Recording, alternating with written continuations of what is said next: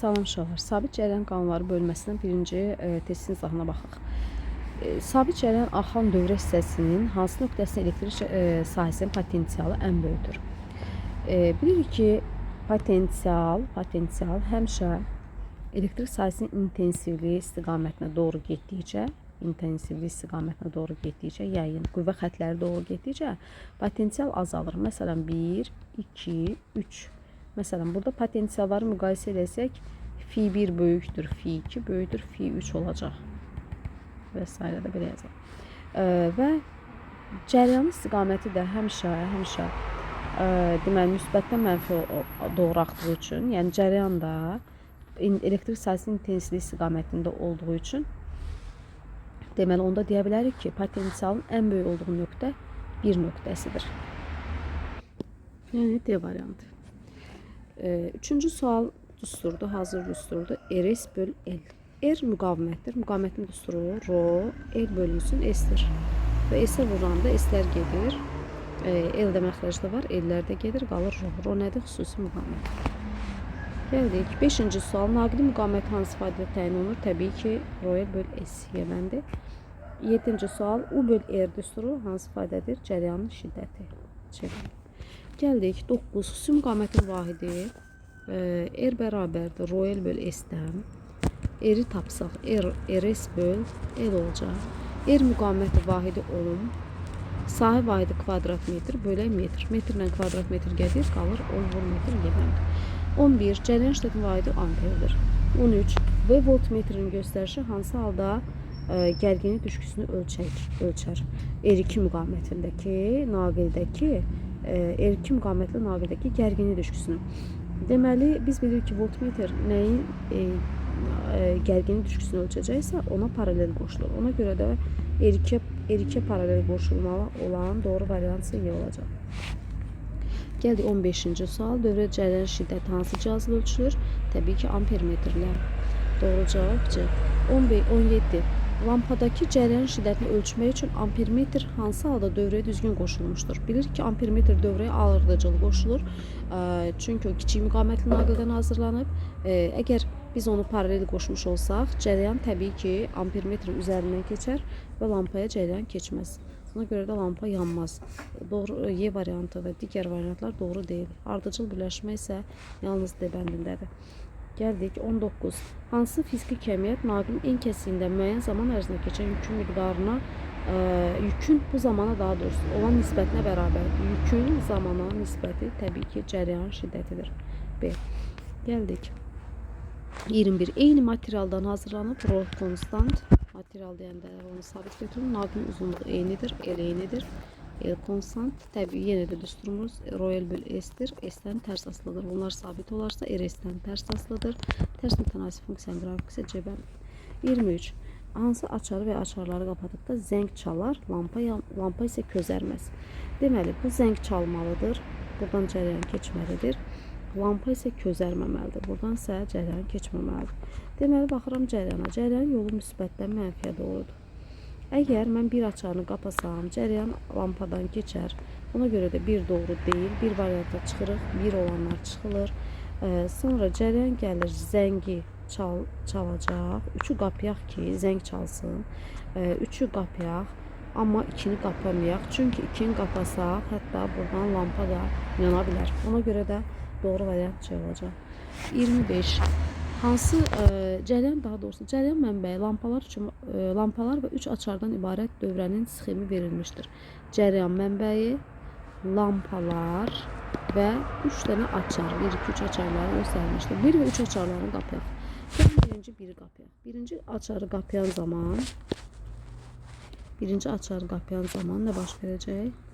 Cərəyan gələcək, deməli müsbətdən. Biri açarı qapayan kimi L3 və L4 yanar. İndi isə 3'ü qapıyaq. 3'ü qapıyanda 3'ü qapasaq, burada deməli 2 açıq olduğu üçün, deməli 2 açıq olmasaydı L1 də yanardı, L2 də yanardı. Ona görə də yalnız burada yanacaq lampalarımız L3 və L4 olacaq. Davam edirik. 27'ye baxırıq. Cərəyan mənbəyi yenə verilənlər 3 açardır. 3 dənə açarımız var və ibarət dövrənin sxemi verilib. 1 və 2 açarların qapıyaq. Gəlin biri qapıyaq. Biri qapayan kimi cəryan gələcək. Təbii ki, buradan qapalı olduğu üçün L1 və L2-ni yandıracaq. L1 və L2 yanar. L1 və L2 olan variantları saxlayıram. Digərlərini çıxıram. Gəlin 2-ni qapıyaq. 2-ni qapayan zaman cəryanın bir hissəsi gəlir buradan, budaqlanıb L2-yə gedir. Bir hissə isə açar bağlı olduğu üçün bura gələcək. Amma burada üçüncü açar açıq olduğu üçün L4 yanmayacaq. L4 çıxırıq, amma L3 lampası yanıb dövrəni tamamlayacaq. Doğru variant olacaq L1, L2 və L3 A bəndi. 29 hazır düsturdur. IT bölü Y. Deməli IT Q-nü verəcək. IT hasili Q-nü verir. Q bölü Y də N. Deməli naqilin inkəsindən keçən elektronların sayı. 30. Dövrdə ampermetr nə ölçür? Ampermetr təbii ki burada R müqavimətindəki cəryan şiddətini yəni Y bəndi. Dövrə 32-ci suala baxaq. Voltmetr şkalasının bölgüsünün qiymətini soruşur. Bir bölgünün qiyməti necə tapılır? Bir bölgünü tapmaq üçün 2 ən yaxın bölgü çıxılır. Məsələn, 100-dən 50-ni çıxırıq. 100 çıx 50. Ən qonşu istədiyimiz rəqəm 150 çıx 100-də yaza bilərik. Sonra aradakı bölgüləri sayırıq. Bölgüləri bax bu şəkildə sayın. İndi burada göstərə bilmirəm.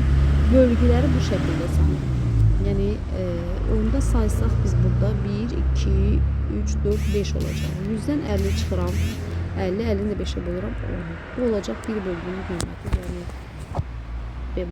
31-i demədim. Voltmetr nə ölçür? Voltmetr bilirik ki, dövrəyə paralel qoşulur. Niyə paralel qoşulur? Çünki voltmetr böyük müqavimətli naqildən hazırlanır. Mən əgər onu ardıcıl qoşarsam, ardıcıl qoşan zaman deməli voltmetrdə böyük müqavimətli naqildən hazırlandığı üçün rezistora cəryan gəlməyəcək. Ona görə də onu paralel qoşurlar dövrəyə və rezistordan cəryan keçir.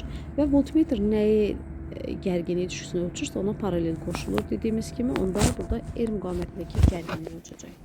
Sonra da 35-də soruşur ki, göstərilən voltmetrlərdə maksimum nə qədər gərginliyi ölçmək olar? Maksimum deyirsə, yəni bu ölçmə həddidir. Sonuncu burada 500 göstərilib, 500 volt.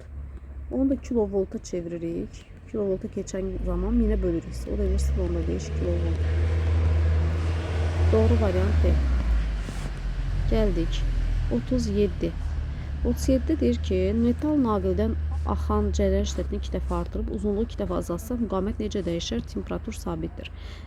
Temperatur sabit verib, çünki müqavimət temperaturdan metallarda düz asılıdır. Yəni bunu nəzərə almayacağıq, sabit götürəcəyik. Müqavimətin düsturu ρ L bölü S-dir. Burada i-dən asılıq yoxdur. R u-dan və i-dən asılı deyil. Dərs izahında demişik. Qalır burada, yəni eyni materialdan hazırlanıb.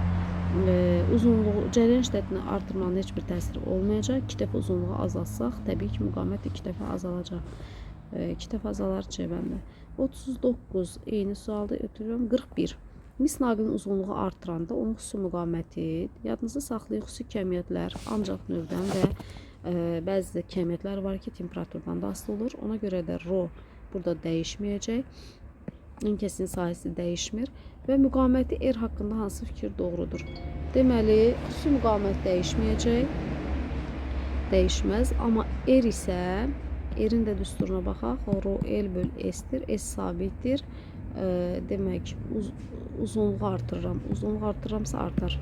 Yəni B bəndi. 43. Verilmiş naqilin, yəni ρ sabit,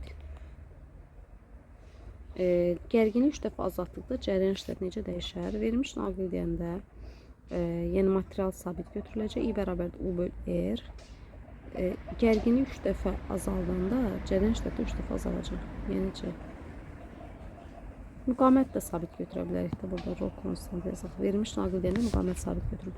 45. Dövrə hissəsi müqaviməti 3 dəfə azalanda cəryan şiddəti. Yəni dövrə hissəsi onqanına müraciət edirsiniz. U sabit, R azalanda 3 dəfə, I 3 dəfə artacaq. C bəndə.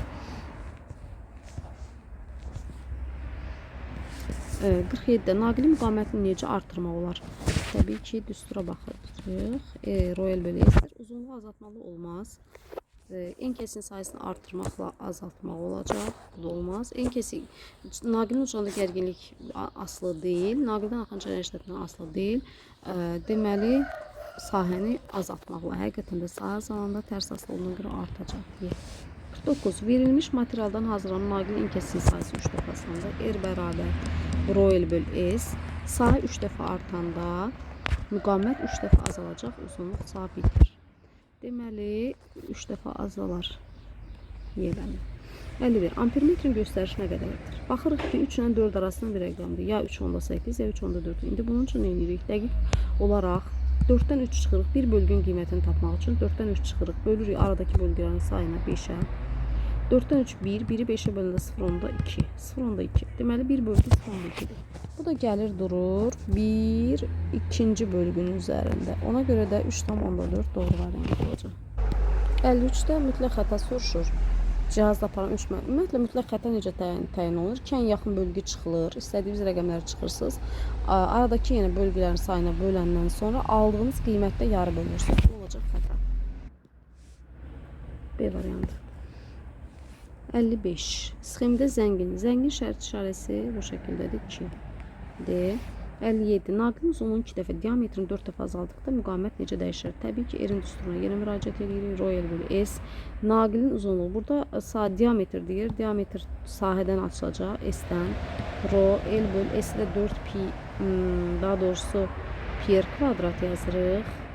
R-i də diametrlə ifadə eləsək, Rho R yerinə D bölü 2 qoyub kvadrat üstəsə 4 L bölünsün pi D-nin kvadratı olacaq. Uzunluğu 2 dəfə artıranda 2 dəfə artacaq. Müqavimət 2 dəfə artacaq. Diametri 4 dəfə artıranda, bunu 4 dəfə artıranda 16 dəfə azalacaq. 2 artıb 16 azalıb, deməli 8 dəfə azalar. 59.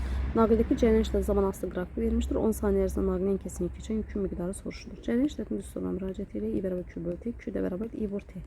Hasil axtarırıq. Hasil axtaranda demişik, nə edirik? Fiqurun sahəsini tapırıq. Burada hansı fiqurdur?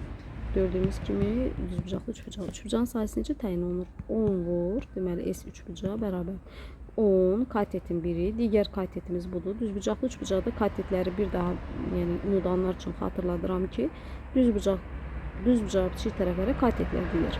Böyük katetimiz 0 ilə 10 arası 10'dur.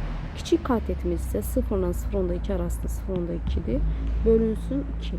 Bu da eləyəcək 1. Yəni D.